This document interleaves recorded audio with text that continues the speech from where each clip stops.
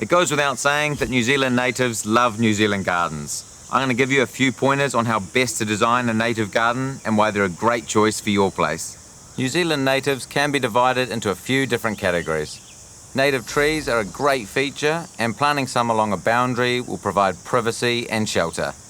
Really hardy, shrubs are also a good choice for privacy and screening. Ground covers and climbers range from robust to more delicate and are perfect for covering large areas. Grasses and flaxes add texture and are popular for borders and edging. And lastly, ferns. With a wide variety to choose from, you'll find a fern to suit your location, sun or shade.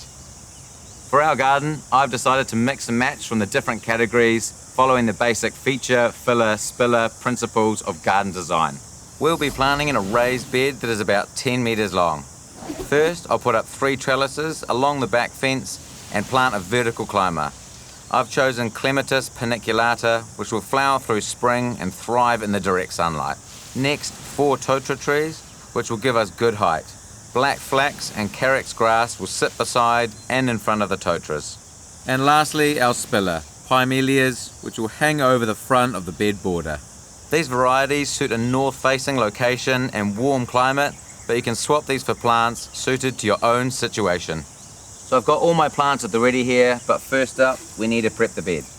Now, natives don't require a particularly rich soil, but like most things, it's a good idea to put a combo of sheep pellets and compost, mix it through the soil before you get planting. For our garden, we'll be growing some climbers up the fence. So first up, we need to position our trellis, and this will dictate where the rest of the plants are going to go.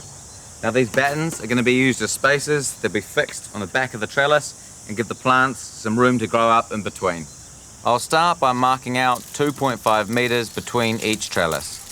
Rule a level line where each batten will go and fix them in place with some outdoor screws.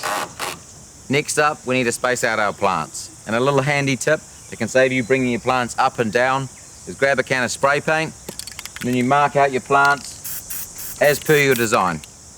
Typically, trees need 3 metre spacing and shrubs closer to 2 metres, but double check the label on your plants. And then get digging. Your hole should be about twice as wide and a bit deeper than the pot. Now, these clematis are an amazing vine. If you get them in the ground around April, you should get beautiful blooms in springtime. Pop it in the hole, backfill, press down around the base, and then to help them get going, gently weave a few tendrils through the trellis. Then just repeat this planting process for the rest of your plants. Now, these totara are amazing trees, and the good thing is you can just cut them to the height you want, perfect for a situation like this. And finally, our native Pimellia, which will spill over the edge of the bed. Add some mulch to keep moisture in and weeds out, and then give them all a good watering.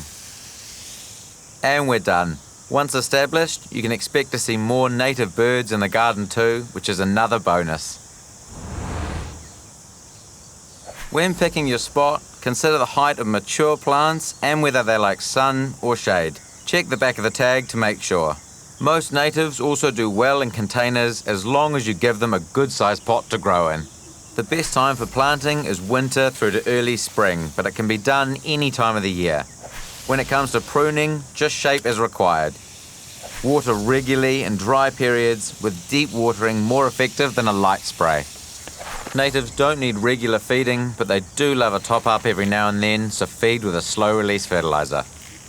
And the best news about natives is that they get very few pests and diseases, so will need little intervention. If you have any issues, come and see us in store.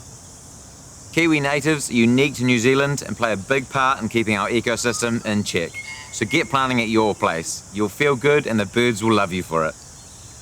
And make sure you subscribe to the Mitre YouTube channel for more great content, or click here to watch more.